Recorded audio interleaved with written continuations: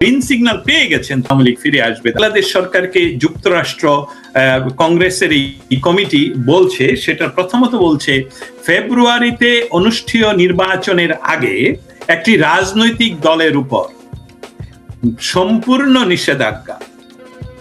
নির্বাচনের আগে কোন রাজনৈতিক দলকে নিষিদ্ধ করা হলে অবাধ ও অংশগ্রহণমূলক নির্বাচন সম্ভব নয়। এটা একদম স্পষ্ট করে লেখা সেখানে। এটা একটা বিশেষ সিগন্যাল। হোয়াইট হাউস এমনকি স্পেশালি ডেমোক্রেটরা বাংলাদেশ বিষয়ে তেমন কোনো কথা তারা সম্মুখে এসে বলতে চাননি, যেটাকে আমি বলি ডিপ্লোম্যাটিক্যালি তারা প্রেসার করলেও তারা ওপেন কোনো কিছু করছিল না। কিন্তু সেই অবস্থানটা এখন নেই। ডক্টর ইউনূস কি আমেরিকা সিগন্যাল পেয়ে গেল কিনা, সেফ এক্সিট কিনা এটা আমি আর আপনি সরাসরি না বলতে পারলেও যুক্তরাষ্ট্র বাংলাদেশকে একটি গুরুত্বপূর্ণ অংশীদার হিসাবে মনে করে এবং গণতান্ত্রিক রূপান্তরের সহযোগিতা তারা আগ্রহ প্রকাশ করেছে।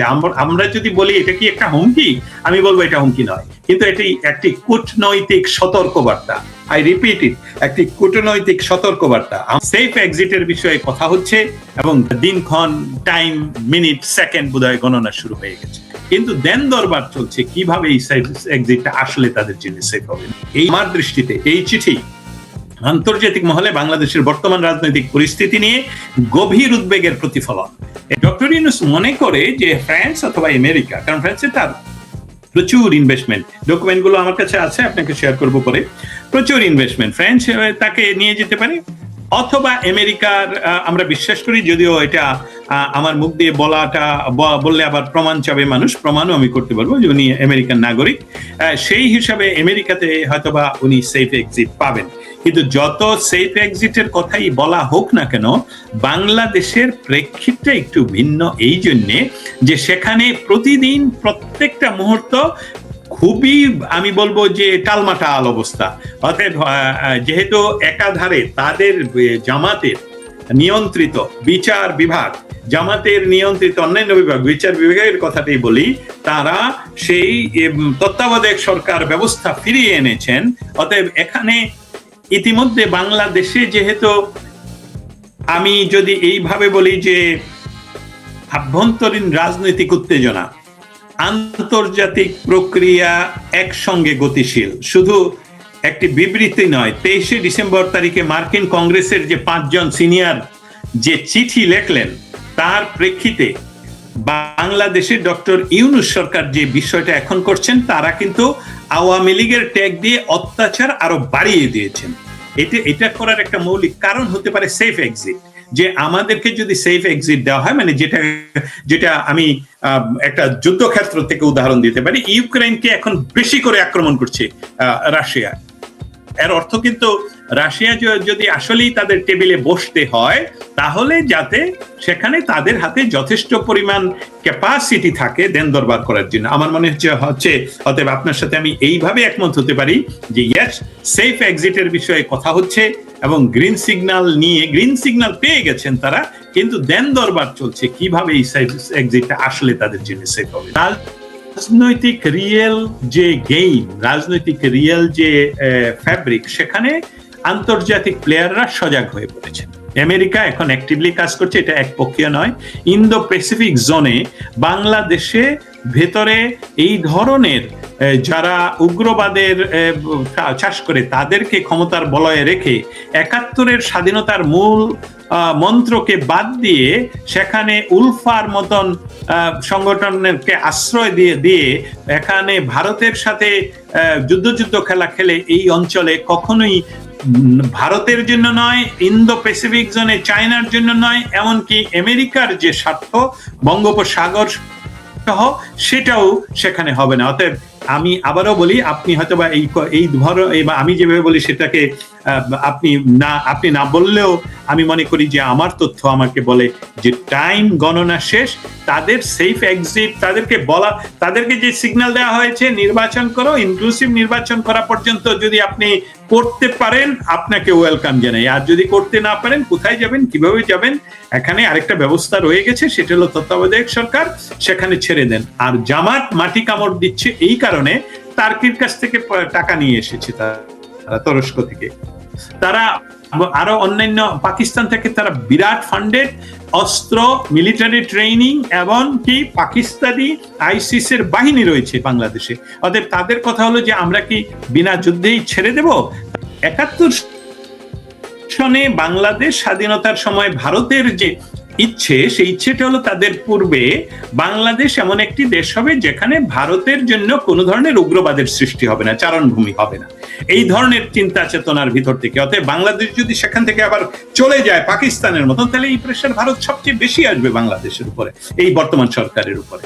আন্তর্জাতিকভাবে রাশিয়া দেখুন, তারাও তাদের মতামত ইতিমধ্যে সুস্পষ্টভাবে জানিয়ে দিয়েছে যে সে কি ধরনের বাংলাদেশ দেখতে চায় এবং 71 সনে তারা কি ধরনের সহযোগিতা করেছিল। অতএব আমি এর মাধ্যমে বুঝাতে চাই যে 15 বা 15.5 বছর 6 মাস শেখ হাসিনা যেভাবে প্রেশার নিয়েও দেশ পরিচালনা করেছিলেন, কারণ তার সাথে ছিল বন্ধুরাষ্ট্র ইন্ডিয়া, তার সাথে ছিল বিশ্বের এমনকি ব্রিটেন, এমনকি আমেরিকা। আমি অন্ততপক্ষে 20-25 বার প্রশ্ন তুলেছি স্টেট ডিপার্টমেন্টে যে শেখ হাসিনার সরকারকে আমেরিকা আপনারা নিঃশর্ত নয়, বিভিন্ন ভাবে আপনারা এই সরকারকে সহযোগিতা করে বাংলাদেশ থেকে সমস্ত টেরোরিজমের মূল উৎপাদন করেছেন। এখন ভবিষ্যতে এই সরকারকে সহযোগিতা যদি আপনারা না করেন, আবারও তো উগ্র সন্ত্রাসবাদ ফিরে আসবে। ঘটনা কিন্তু সত্য হলো, উগ্রবাদ ফিরে এসেছে এবং সেই সাথে আমাদের বর্তমান প্রেসিডেন্ট, আমেরিকান প্রেসিডেন্ট, উনি কিন্তু নিজে জানেন যে ডক্টর ইউনূস 2016 সনে উনি প্রথমবার নির্বাচিত হওয়ার পর প্যারিসের ইউনিভার্সিটিতে যে একটি ওই বিশ্ব বা আমেরিকা একটি রাহুগ্রাস গ্রস্ত, সেই কথাটা কিন্তু ওনার টেবিলে ভিডিও ডকুমেন্ট সহ আছে। অতএব এই সরকার কোনো ধরনের প্রেশার নেওয়ার সক্ষমতা রাখে না। আপনাকে আমি এটাও বলতে পারি যে দিনক্ষণ, টাইম, মিনিট, সেকেন্ড বোধহয় গণনা শুরু হয়ে গেছে।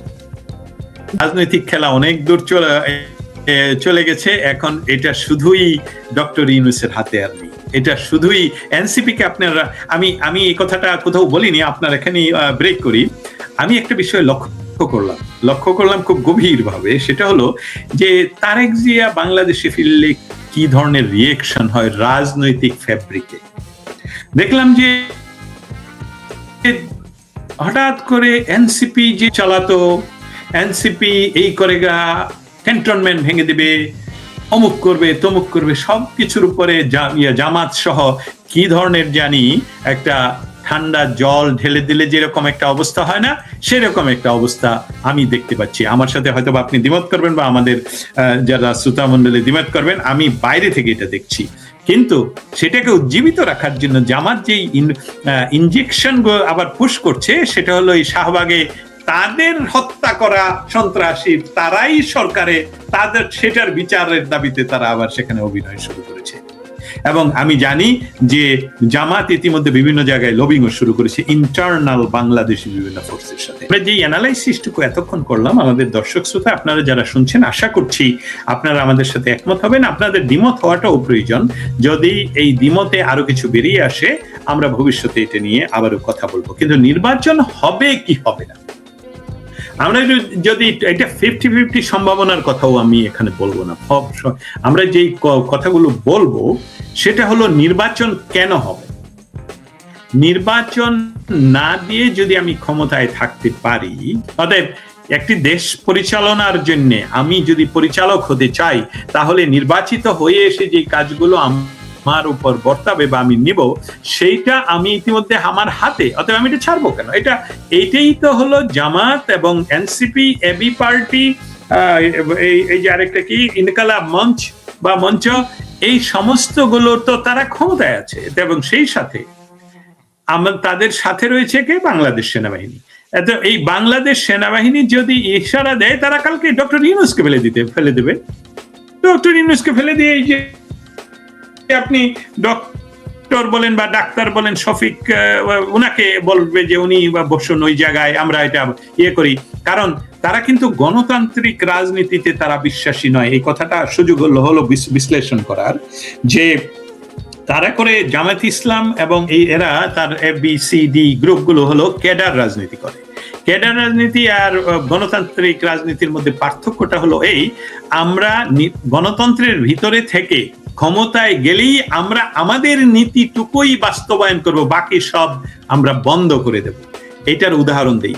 উদাহরণ প্রকৃষ্ট দুইটা উদাহরণ আছে। একটি উদাহরণ হলো ইরান, আরেকটি উদাহরণ হলো ইস্ট ইউরোপ। বাংলাদেশ নাই, এটা হলো পাকিস্তান, এবং এখানে ৭১ হলো ভারতের ষড়যন্ত্র।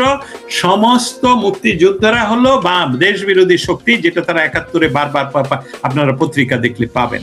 অতএব তাদের এই ইচ্ছাটা তারা আবারও প্রকাশ করছে, এবং গত ৪৮ ঘন্টায় ঢাকা থেকে যতগুলো মানুষ যারা আপনার মতন তথ্য নিয়ে কাজ করছে বা আমাদের সাংবাদিকতা জগতে যুক্ত, তারা কিন্তু এই আমাদের শাহবাগের এই ঘটনা যেটা আপনি আমাকে এখন স্মরণ করিয়ে দিলেন, এটা নিয়ে খুবই সংশয় আছে, খুবই চিন্তায় আছে যে যে কোনো সময় এরা কোনো দুর্ঘটনা ঘটাবে, তখনই যখন উত্তরপাড়া থেকে বলবে okay we are okay we that. বাংলাদেশের মানুষের উপর আপনার মতন আমার চরম আস্থা আছে যে সমস্ত কিছুর উপর দিয়ে তারা প্রমাণ করেছে যে ২০২৪ সনের জুলাই মাসে তারা যেভাবে মানুষকে ব্ল্যাকমেইলিং করে রাস্তায় নামাতে পেরেছিল, সেটা কিন্তু তারা সেই মুখোশ তাদের উন্মোচন হয়ে গেছে এবং মানুষ তাদের কাছ থেকে ফিরে চলে আসছে। এবং যখনই তারা বলছে ৭১ মানি না, এটা কিন্তু তারা বারবার বলতো প্রথম সপ্তাহে, প্রথম মাসে, সেটা মানুষ যখন প্রত্যাখ্যান করলো, তারা কিন্তু এখন আবার বারবার ৭১ ফিরে যায়। এবং তাদের প্রথম সারির অনেকেই বলেছে যে আমরা মুজিববাদ বিরোধিতা করাটা আমাদের ভুল ছিল, বাংলাদেশকে মুছে দেওয়া যায় না, রিসেট করা যায় না, বঙ্গবন্ধুকে রিসেট করা যায় না, ৭১কে রিসেট করা যায় না। আপনারা একটা বাড়ি ৩২ নংকে একটা বাড়ি হিসাবে ঘুরিয়ে দিতে পারেন, কিন্তু ৩২ নংকে আপনারা কখনোই ঘুরিয়ে দেওয়ার সক্ষমতা এই পৃথিবীতে হবে না। এটা আপনি সুন্দর করে তুলে ধরলেন। রাষ্ট্রীয় আমি যেই কথাটা আপনি বললেন যে আওয়ামী লীগের কিছু মানুষ সেদিন জুলাই আন্দোলনে সহযোগিতা বা সংযুক্ত হয়েছে, আমি অন্যভাবে বলি কথাটার, ওটা আমি দ্বিমতের চেয়ে বিশ্লেষণটা করতে হবে। বিশ্লেষণটা হলো যে মেটিকুলাসলি ডিজাইনের একটা অংশ হলো আপনার সবসময় পৃথিবীতে যখন যে কোনো রাষ্ট্রকে আপনি করতে চান, রেজিম চেঞ্জ করতে চান, তাহলে বাইরের ফোর্স সরাসরি আসতে হবে অথবা রাষ্ট্রকে খেপিয়ে তুলতে হবে।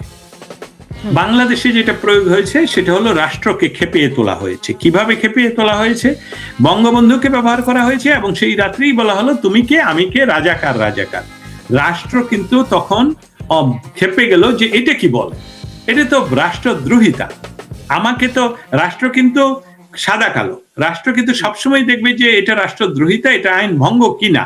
অর্থাৎ রাষ্ট্র যখন খেপে গেল যে এবং রাষ্ট্র যখন নির্দেশ দিল যে এরা তো রাষ্ট্রদ্রোহিতা কাজ করছে, তাদেরকে বিচারের আওতাধীন করো, ঠিক তখনই তাদের মেটিকুলাস ডিজাইনে রাষ্ট্র কিন্তু ইতিমধ্যে খেপে গেল।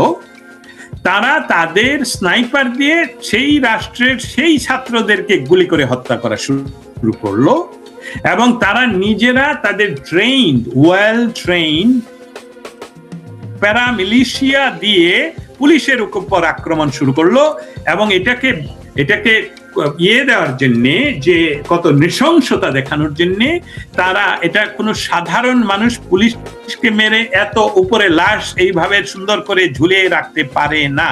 এটার জন্য তার আগে প্যারামিলিটারি ট্রেনিং এবং সেটা তারা করে রাষ্ট্রকে দেখানো হলো যে কি নৃশংসতা চলছে, যে মানুষ এত খেপে গেল যে পুলিশ বাহিনীকে মেরে মানুষ নিজেরাই ঝুলে রাখছে। বাংলাদেশের মানুষ এত নৃশংস নয়। সেটা বলছিলেন শেখ হাসিনার কথা। আপনি দ্বিতীয় প্রশ্নটা আমাকে সবার শেষে আমাকে প্রশ্ন করেছিলেন, আপনি আমাকে প্রশ্ন করেছিলেন, এটা বলছি। লাস্ট প্রশ্নটা আপনার তো এটা প্রশ্ন ছিল যে আমি কেন বললাম, এটার কোনো টাইম টেবিল আছে কিনা, correct? Right correct right correct. আচ্ছা, আমি সেটা দিয়ে শুরু করতে চাই এই জন্যে যে এটা আমি কোথায় পেলাম। আমি কিন্তু 16 মাসে একবার আমাকে বহুবার বহু জায়গায় প্রশ্ন করা হয়েছে, পার্সোনালি প্রশ্ন করা হয়েছে, ইনবক্স করা হয়েছে, কিন্তু আমি আসলে তো জানি না। আমি এটা বলতেও পারবো না কখন আসবে। এখন কেন বললাম, আজকে আপনার এখানে এটা ব্রেক করলাম কেন? আমি ব্রেক করেছি আসলে আজকেই প্রথম বললাম যে আমার জানি কেন মনে হচ্ছে শেখ হাসিনাই ফিরবে।